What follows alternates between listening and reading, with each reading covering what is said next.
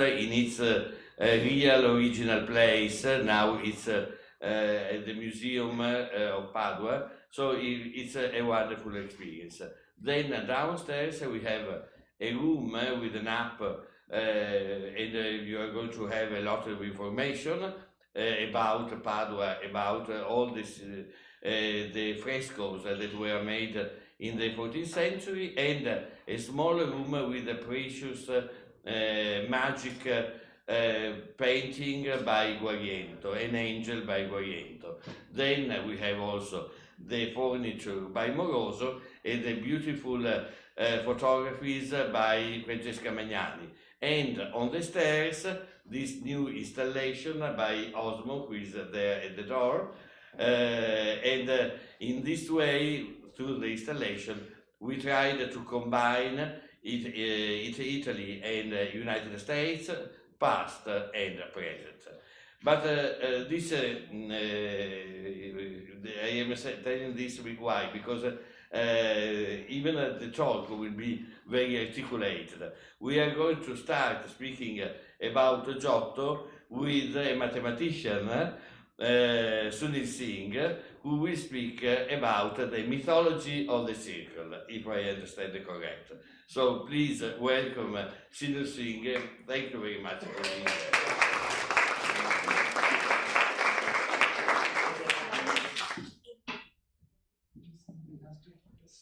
The slide. Where do you prefer to speak? Here? Where would you like me to speak? There.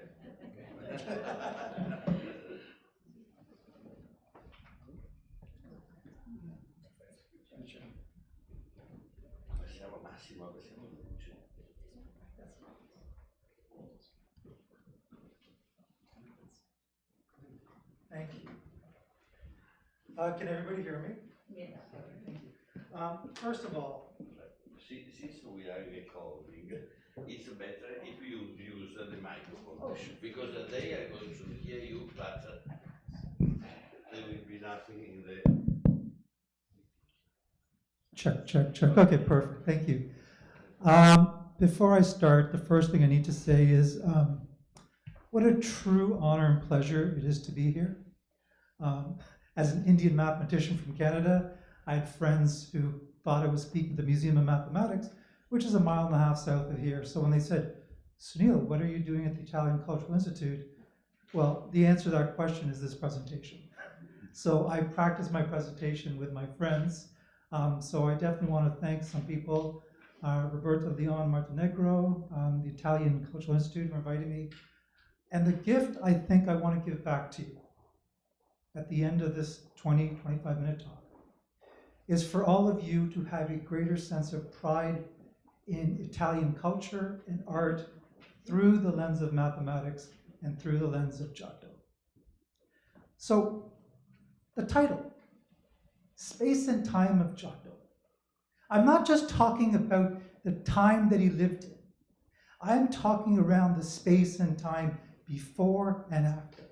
And where I got the inspiration for this quote, for this title, is from the Italian physicist Carlo Rovelli.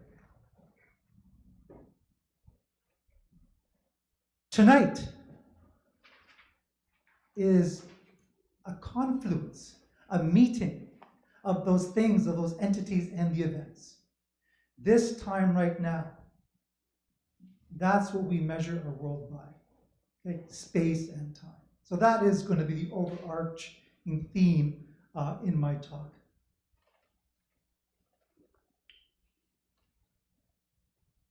If I ask this question, I get to talk about the mythology of the circle. If I ask this question, I get to talk about the history of Italian mathematics, which might be unknown to many of you.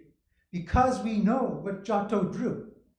He took a brush, dipped it in red paint, and drew a perfect circle. We also know how he drew it. In pinning his arm to his body, using his arm as a compass, we know how he did it. We know the story of it communicated through the historian Giorgio Vasari, who wrote the book, The Lives of the Artists in 1550. We know all that. But if I ask this question, which I do not know the answer to completely, It creates that space of myth and untold stories. And this is what we need to hear.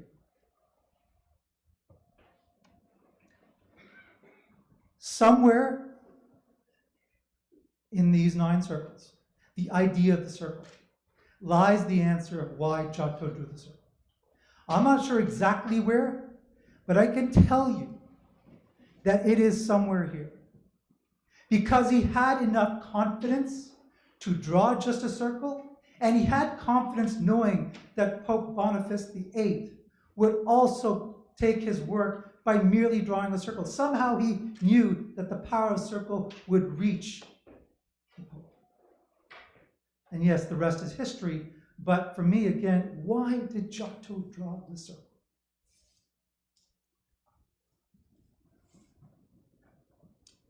If we say mathematics is the language of the universe, we are saying mathematics is the language of God. And mathematics can provide a very powerful definition of God. Those are actual mathematical terms, right? Center, circumference. And yet in the power of words and the power of poetry, we have it. It's all connected. Art, mathematics, poetry, literature.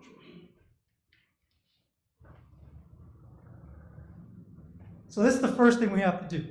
I just want you to read the first paragraph to yourself, because this is a general issue, dilemma with all cultures, that they revere mathematics, but they don't celebrate it as part of culture with art, food, poetry, dance, music. It's not celebrated the same way. And when it's not celebrated the same way, not taught the same way, we do not know the stories of people that are part of our culture. And I guarantee you that tonight there's at least one story I will tell you of an Italian that you do not know.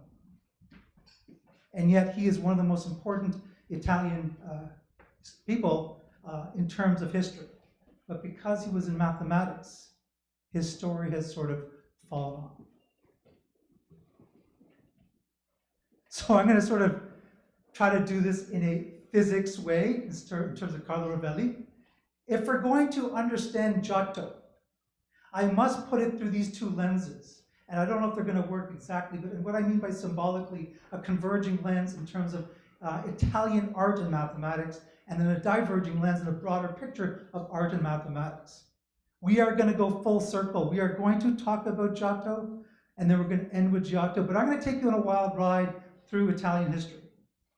And I'm going to try, in the 20 minutes I have, try to put all the pieces together. And the most important thing is for the discussions thereafter, because now I've included mathematics in when you think about Giotto, when you think about Italian art. That is what I hope to do.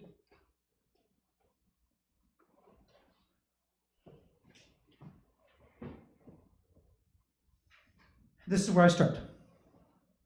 And already I can give you a connection with this person, Pietro Cataldi. He was born in Bologna. He actually died in Bologna too. He finished teaching in Bologna. But he taught at the Florentine Design Academy when he was a teenager. And that academy was founded by Giorgio Vasari, who wrote the book, The Lives of the Artists, who wrote about Giotto. So he must have met Cataldi. But why am I introducing Cataldi? Because tonight is about Giotto. There could have been other Italian mathematicians I could have spoken about, but I'm talking about Cataldi. There's something that he did that links him to Giotto.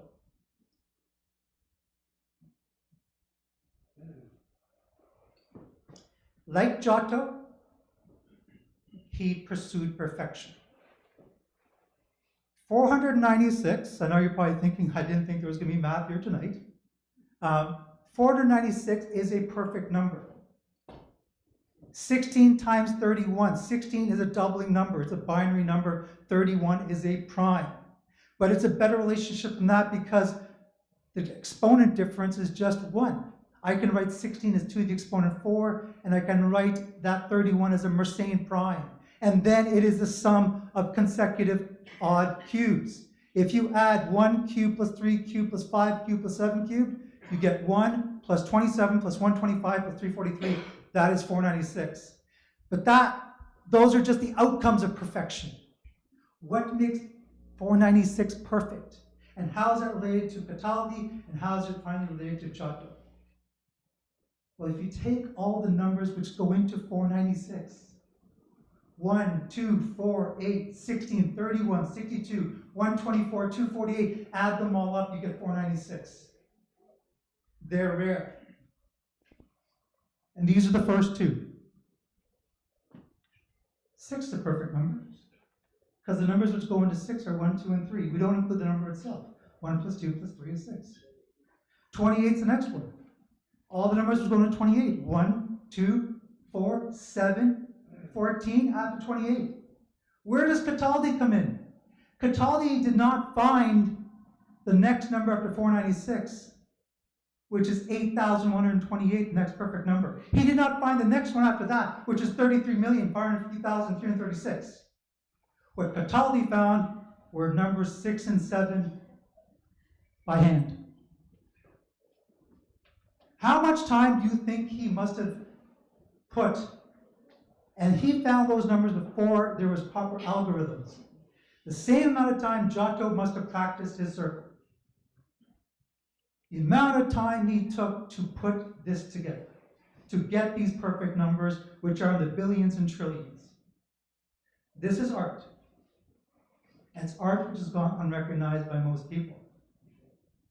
But here's the most important part about Cataldi.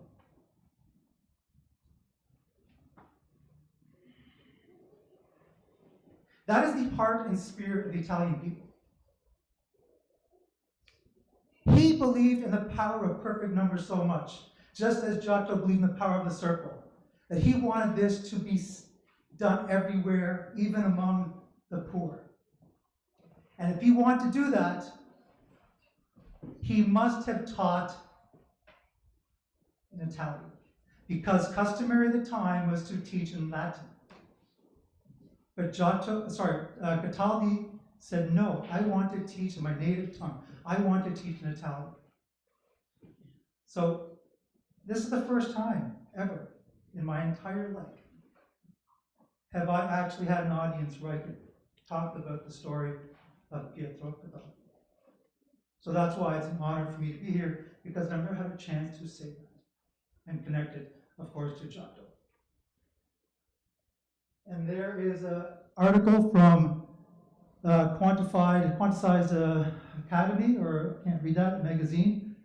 And it's no coincidence these perfect numbers are seen in a museum. That's how amazing they are. Cataldi found the numbers, the 7th and 8th perfect numbers. We now have computers. We've only found 51 in total so far. He found the 7th and 8th by hand.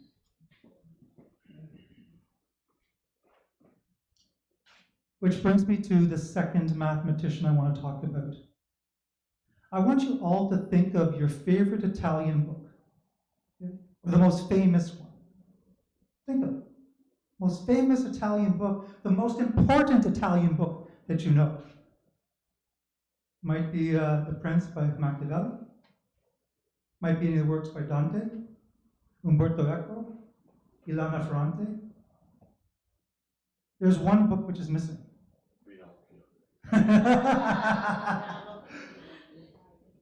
One of the most important books in the history of the world is not on this list. This book, The Man of Numbers, Fibonacci's Arithmetic Revolution. This book is about the book, Liber Bacci. And because this young boy, teenager, happened to accompany his father on a business trip to Bugia, because his father was a merchant of Venice, and he did all his schooling in Bugia, he came across the Hindu Arabic numerals, and he had the foresight to go, this is gold. I need to write a book so that the merchants and the common person doesn't have to outsource mathematical calculations. They can do it themselves. And because of this book, it modernized, revolutionized Europe in the medieval ages. And do not think for 1 second, 150 years later when Giotto came in, that Italy, having the benefit of this world, having some modernization, freed up time for creativity. Again, why did Giotto draw the circle? I am just playing in the space of myth. But that is a powerful place to be. That is a very powerful place to be. And that is the only one of the few pictures we have of Leonardo da Pisa, who was later called Fibonacci, son of Bonacci. And like all mathematicians, he didn't really speak about himself. The mathematicians only are concerned about their art. They don't care about that they came first or second or what came. They're so consumed with what they found, yet there is a passage. Sorry, that is the book. Actually, just coincidentally, in 2011, there's only 15 copies of Liber Bacci around. Most of them are housed by the Vatican, but one was sold for $330,000 in 2011. So that's how important this book is. So just to take a minute, this is actually from Leonardo da Pisa in terms of what is it, which brings us to Giotto. Yes, the circle. But I'm going to share with you something about his art, which might be new to all of you, even though you've seen his work in paintings. And this would be almost a great time for me to go, okay, the power went out, because now you're all in a state of suspense. What did I miss about Giotto's paintings? So I've chosen some of his work, in which I've found this mathematical idea. If you can see, even though you can't describe it, put your hand up if you think you know what is common to those paintings. I will zoom in the next slide. It is related to his circle, and that's why he was such a great circle drawer.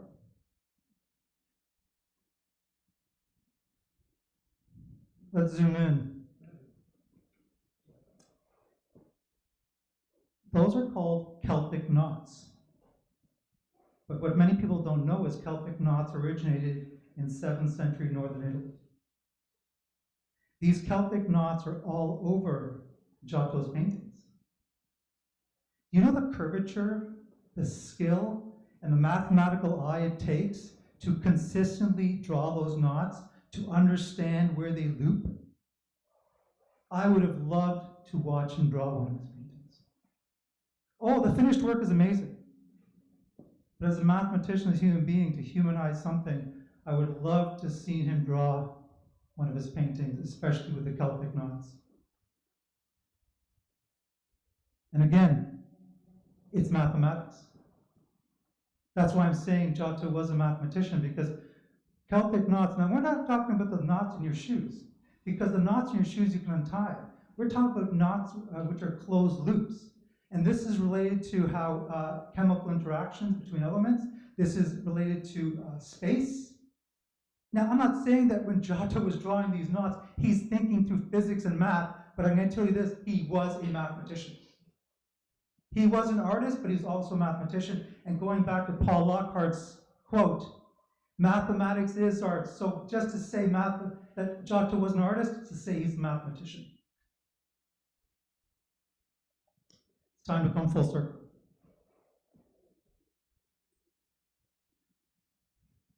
So it didn't come through the previous slide, but if you keep drawing circles which are tangent to each other, after 7 iterations, you get another very prominent symbol, the triangle. A triangle coming, draw it, the religious significance, the geometric significance, the human significance, it's all there. It's all part in that myth of why did he draw it. And the last thing I want to leave you with is another famous artist, M.C. Escher. This is him in the late 60s actually drawing circles, logarithmic spirals. Yes, we have a picture of him doing it. We don't have a picture of Giotto doing his circles, but we now regard M.C. Escher as a mathematician. In the same way, we now have to regard Giotto, the brilliant artist that he was, also as a mathematician. And we must go full circle to Carlo Rovelli again. And this is, for me, when we learn about other cultures, it's also a big improvement for ourselves. So going back to being appreciative of coming here tonight, of talking to all of you, and I'm going to stay for the rest of the presentation, but it's also when somebody from other culture comes in to appreciate their culture. That is one of the most human things we can do, especially today. So thank you.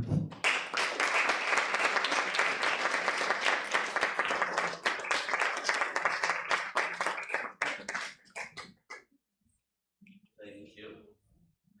At the end of this talk, there will be a presentation of the book by Maria Beatrice Autizzi, the Scrovegni Chapel, where you have some beautiful paragraphs, chapters about the relation between science and Giotto. And now we have a special person, a special guest, who worked at the restoration of the chapel of Giotto some years ago. Giulia Silvia Ghia, with a friend of the Institute. Please welcome her, because she worked on Giotto, not about Giotto, but on Giotto. Let me see if we can slide su di questo.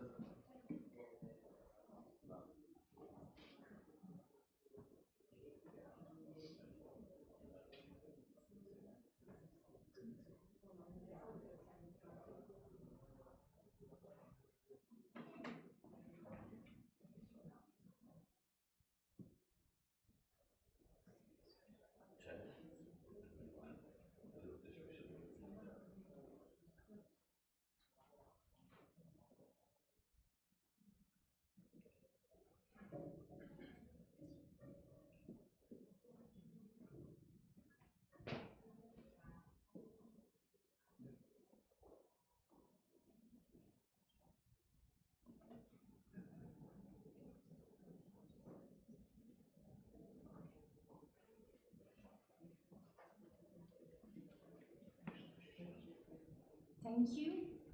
Thank you for asking me.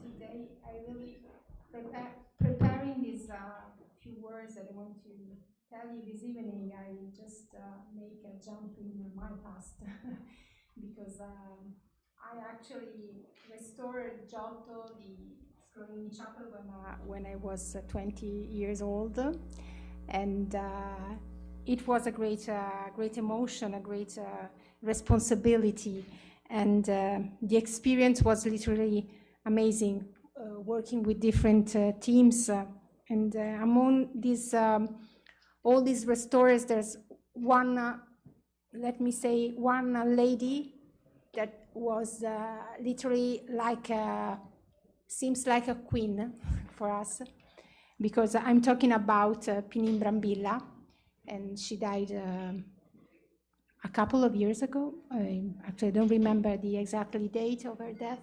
And she already finished to restore the Last Supper of Leonardo da Vinci in Milan.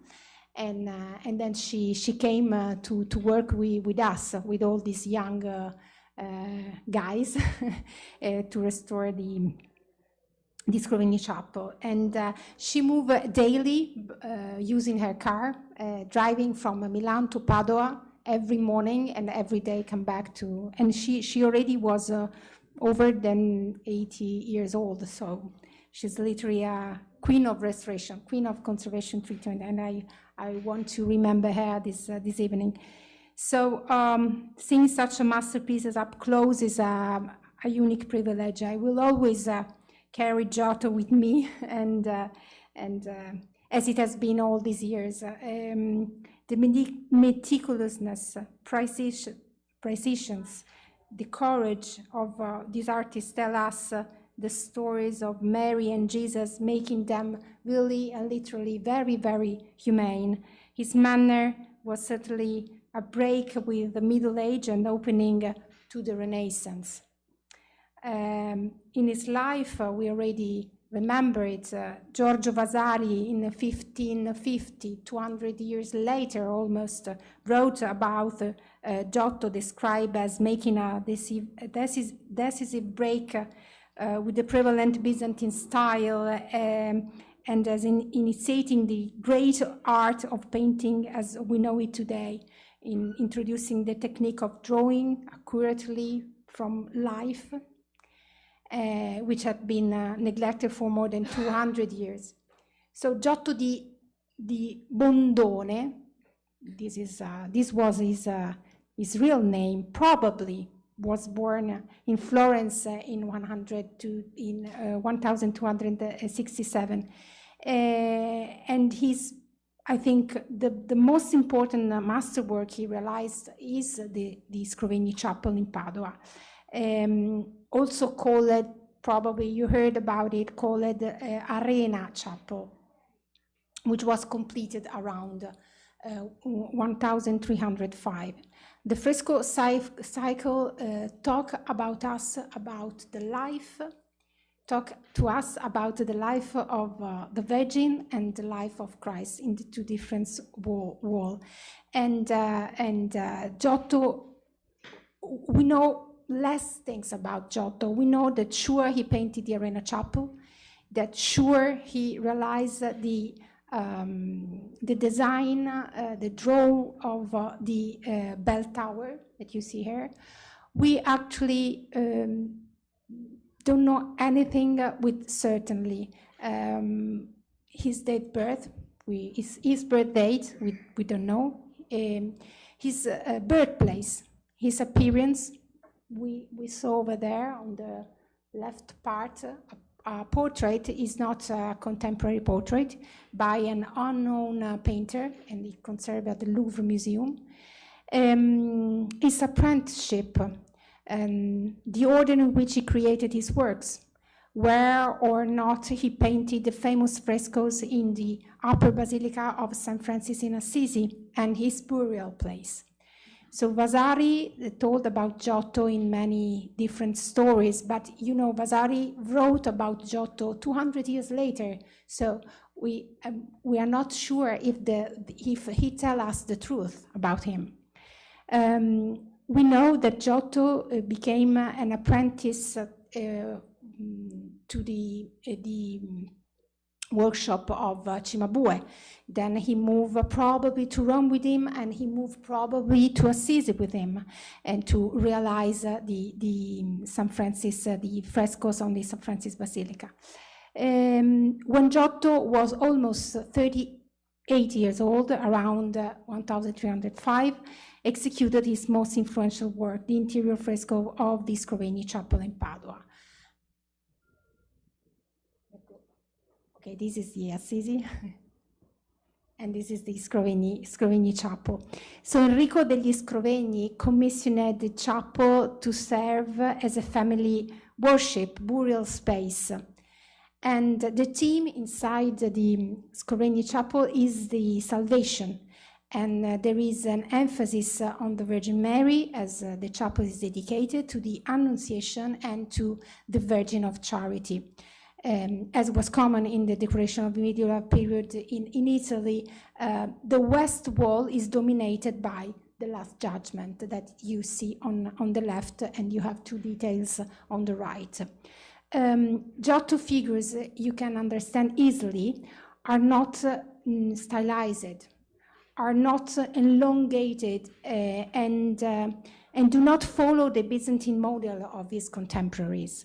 They are solid three-dimensional, have faces and gestures that are based on close observation and are clothed, not in thrilling formalized drapery, but in garments that hang naturally and have form and weight. The figure, they are too small, but using your imagination. The figure occupied compressed setting with naturalistic elements, often using forced perspective devices, so that they resemble stage sets. This similarity is increased by Giotto's careful arrangement of the figures in such a way that the viewer appears to have a particular place and even an involvement in many of the scenes.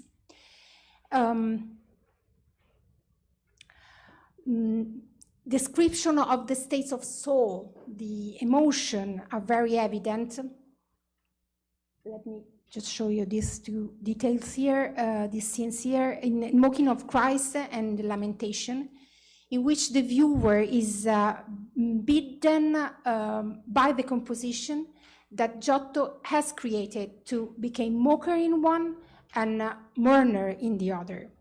Giotto might have been also responsible for the reintroduction of true fresco technique into the Western art. The technological development allowed the creation of more durable murals with unprecedented colors and brilliance.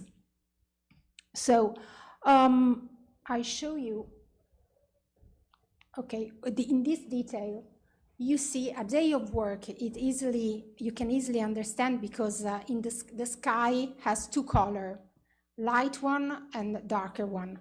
So this changement is due to the fact that in that precise moment, he just finished a day of work and then he start a new one the day after.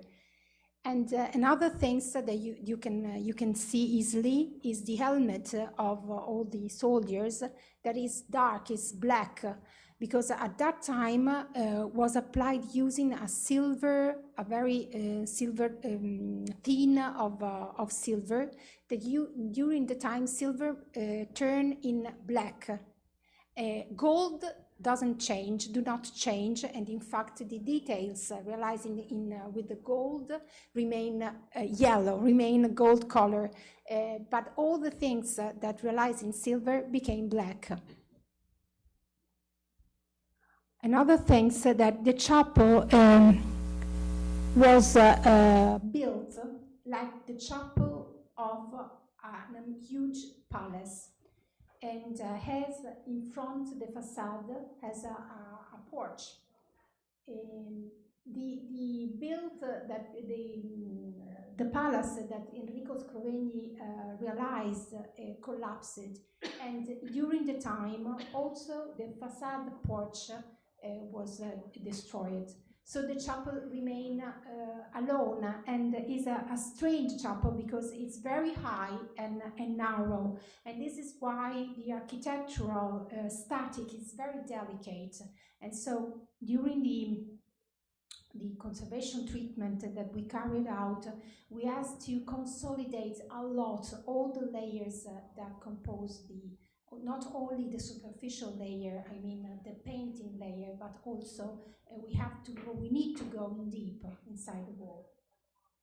Okay, so the first action that we did exactly prior to the cleaning operation, we just consolidate. It is an important moment because we need to fix and consolidate the layers of painting, so the preparatory surface and all the layers that take part of the wall. So this operation is necessary to avoid losing material during the subsequent phases. The illustration shows deep-seated consolidation carried out with the injection of a premixed mortar in order to overcome problems of adhesion in the plaster and in the liccio. Wherever possible, before cleaning operation, the area should be gently treated with the distilled water using a soft sponge and tissue paper to remove surface dirt. After the area was consolidated, the surface is cleaned with a pad made of a paper pulp, mixed with distilled water, placing a layer of tissue paper between it and the painting surface. The step is recommended most for the part painting a secco, which are particularly delicate.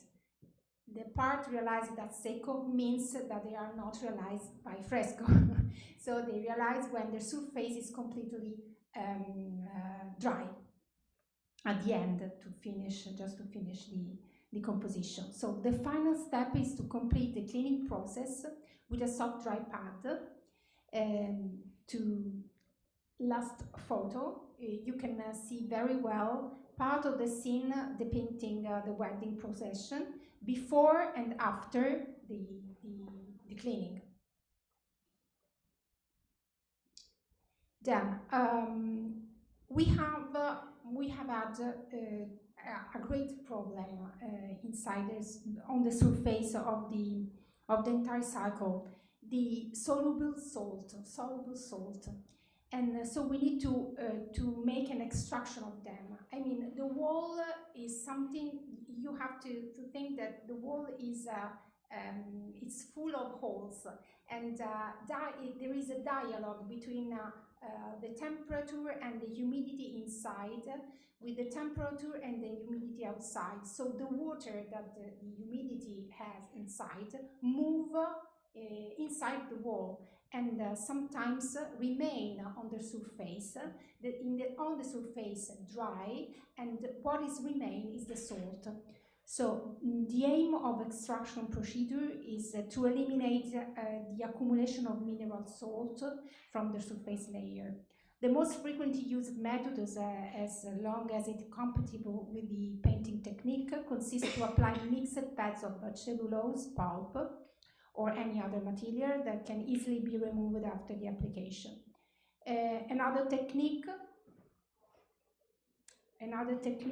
is for removal, the saline fluorescence is the exact terms, involve using ion exchange resins. So these resins only react with the part of the surface they come into contact with, so their effect is more easily controlled.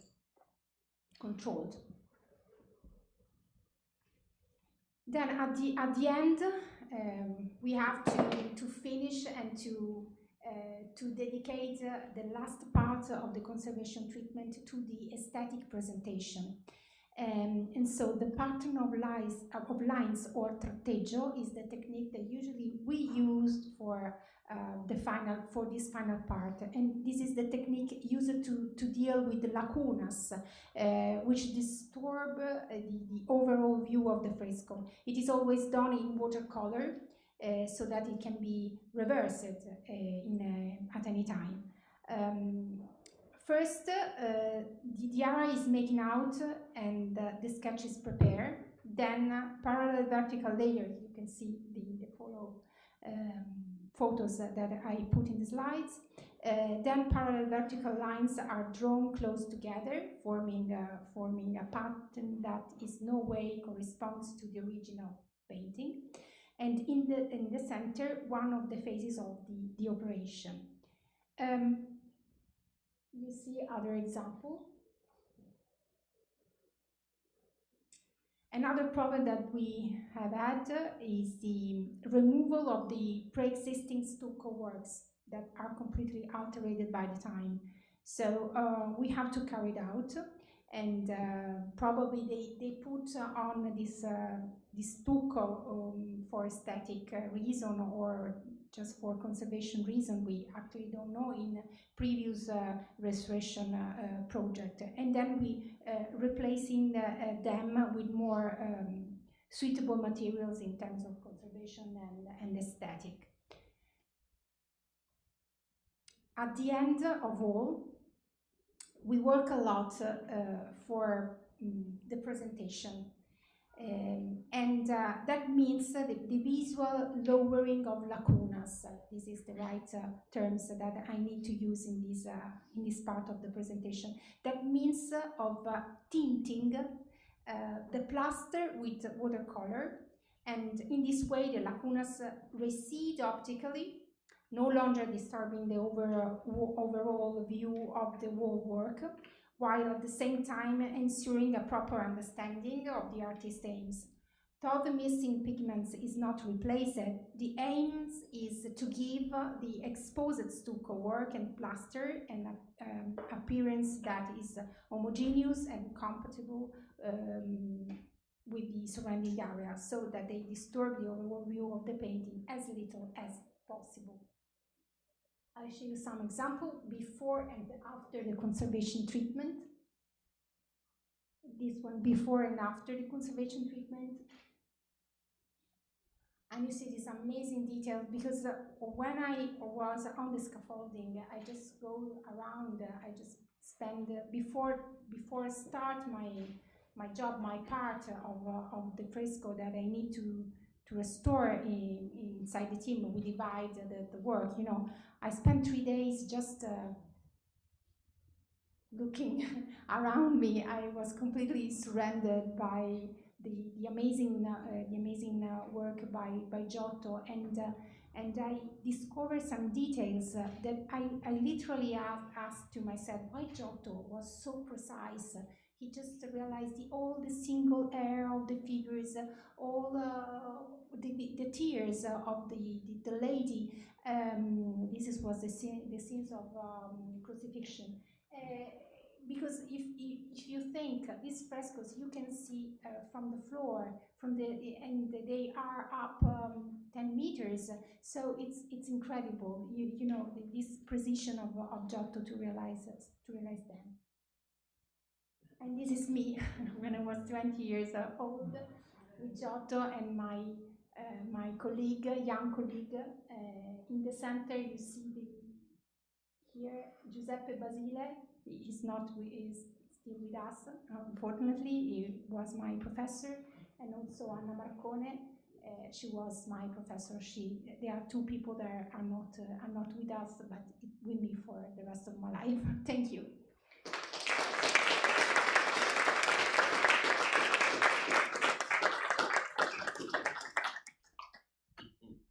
Yes, Maria Bertice, if you come just a moment, because we cannot go on too much with the talk of this evening.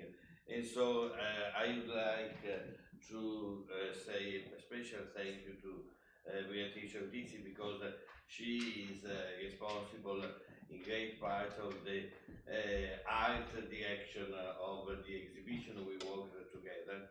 And I think that all these details will be visible thanks to Idonix.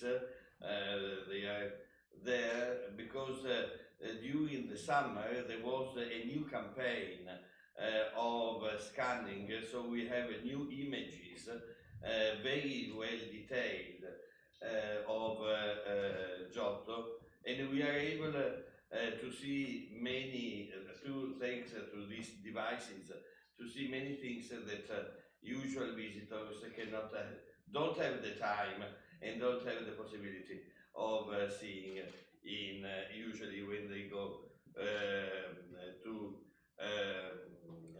Padua. But and I'd like very much to ask for the help of our stagiste, if they listen to me. Can you come here, because thank you. In order to open, because one of the interesting parts of this book, this is really a promotion.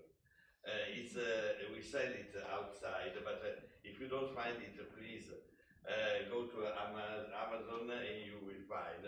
Because Beatrice was able to look to these small details, like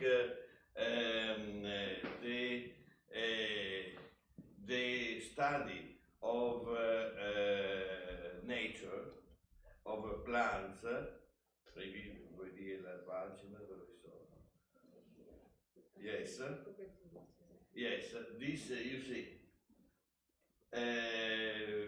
Giotto practically was a botanicist because he depicted all kind of plants and herbs, and they are recognizable. There is the dill, there is the parsley. Beatrice is very much a connoisseur of herbs, and she was able to understand, to see the different herbs and also their symbolic meaning. But for the first time, 90 years before the first modern herbarium, yes. Herbario Carrarese, made in Padua 50 years after. Later. Later. Okay, and but why? Because Giotto was a follower of Saint Francis, and Saint Francis was the first one who was able to connect again God with nature, with the earth. Before Saint Francis, the life here was something that people had to forget. Just they had to think about God. There was a real division between the earth and the sky. And St. Francis, in one of his wonderful poems, the Canticle of the Creatures, writes, "Praised be you, my Lord, through Sister Mother Earth, who sustains us, governs us, and produces varied fruits with the colored flowers and herbs." So for St. Francis, all the elements of nature are sister or brother, the sun, the earth, the water. And he was able also to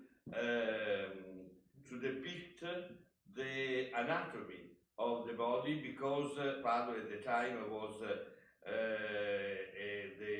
it is still the place of a very famous university. There were the first anatomies going on, a very famous scholar like Pietro d'Avano, and so you see, for the first time, we have here Judah with the entrails, how you say it, that are very much visible. We have real bodies and not just two-dimensional bodies. And then Maria Beatrice was able also to see a dissimulated body here. It's a sort of resurgent soul. This is not a very good reproduction, but you can see the shape, you can see also the head. And over that, you can see the animula, who is coming out. So this is like the end of the day, the body is reviving, and then the animula, as the animula is going up. And it's not only this detail, but for instance, also the earth, no, we cannot, also the come si dice, il cuore, the heart. Look at the way it is well defined. It's the charity which is giving the heart to God. They are the first details, anatomical details in Western painting. So it was really a revolution. And so you have to read this book. Thank you, Maria Beatrice. Thank you And, very much.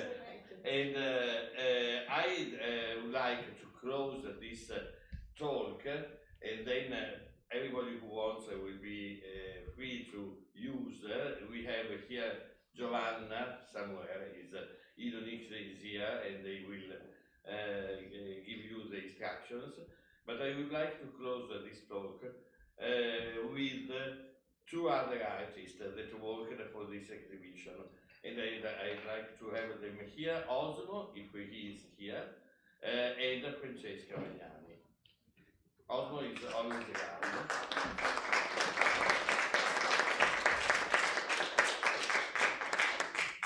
Osmo is the one who we were speaking about the different techniques of frescoes.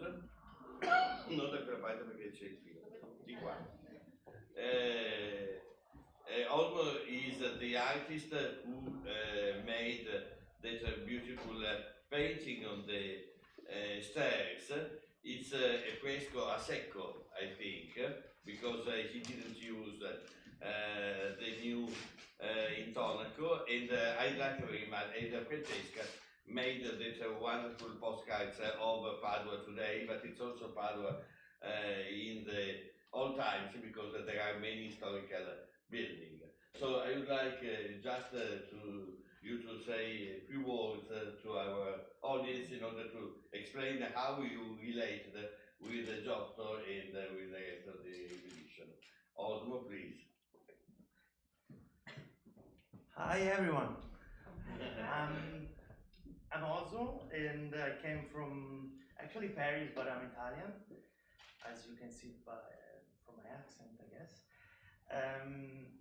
I tried to make this installation in the stairs of the Cultural Institute, making this composition of elements who are related to the Italian culture and the American culture. So I usually process the elements in a funky way. I got some lines, some inspirations. I do a lot of researches, and I try to put all together on a different level. So what I'm trying to do is to play with images, with symbols, and to make a kind of castle of cards that just wait the stairs of the observer just to fall in one direction or in the opposite direction. So what I'm trying to do is some work of art to, in fact, reflect the viewer. So when that happens, that means that the art is working, I guess. And what I had to do is to transform the main window, which is huge, and it's the protagonist of the stairs, and to include it into the composition. So you can see I swap Columbia, and I put her on the top of the composition, and I put Columbus in the lower part. And if you want, you can participate to the artwork and just kick him in the face when you get out, but you can, it is okay with that. And so you can see when you went through the institute, you can check the elements and try to find out the narrative game, which is up to you. Thank you. Thank you. By the way, in the Museum of Padua, there are a beautiful painting by Niccolò Semitecolo, where the bad people are without face because the viewer scratched them. So it's yes, so there is a connection. Francesca, please. Hello everyone, I'm very honored to be here and excited. It was a unique experience to be back home and think of a show here, because I usually photograph New York. For over 25 years I've had shows about New York and in here and in Padua. So I took this other part here, and for me it's very useful to integrate my parts of my personality, you know, and my two sides. So it has more meanings than just the images, but also the images, it was very inspiring to have to see the city through the lens and walk my itineraries, which usually are here around, you know, the bridges, across the bridges and around the avenues. Basically there I was in these piazzas, but it made me see the city in a different way, and also I kind of stayed long. I stayed over 2 months there in order to allow for these meetings to happen without making appointments with people. Nothing is planned in the photos apart from the shooting with the mayor. And so in a way it's ode to this Greek goddess and Roman goddess Fortuna, which is a ticket, and so there's a homage to that. I don't know if anyone picked it, but it's all my photography is based on chance, and I'm so glad to have the opportunity to connect it with Giotto, because the format itself of, you know, square, like these rectangles, which could be postcards or according to, I mean, depending on the format, he's a pioneer of this. So in a way, we are all following his steps.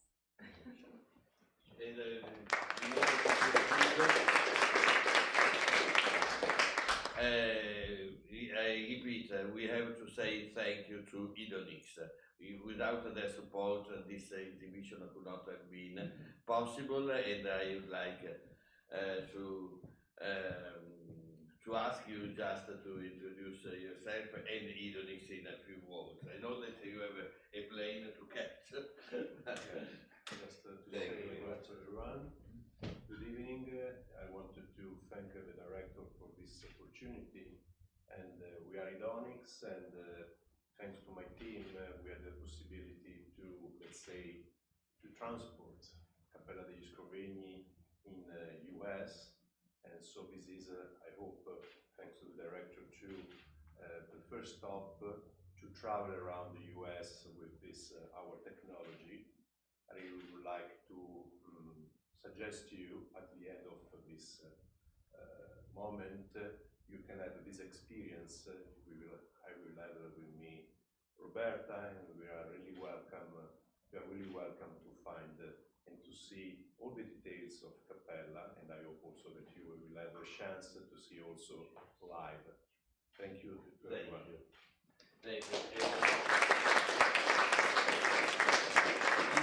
In the crypt, which is a magical space, you will also hear the sound of the water, because in the crypt there is a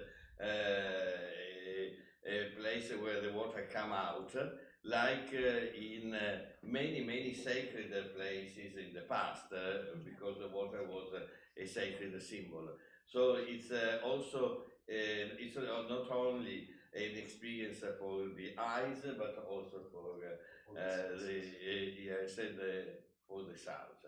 And there is now we will divide, because there will be 2 or 3 people having the experience, but we organized some prosecco outside, so the other people can have a drink. Thank you very much.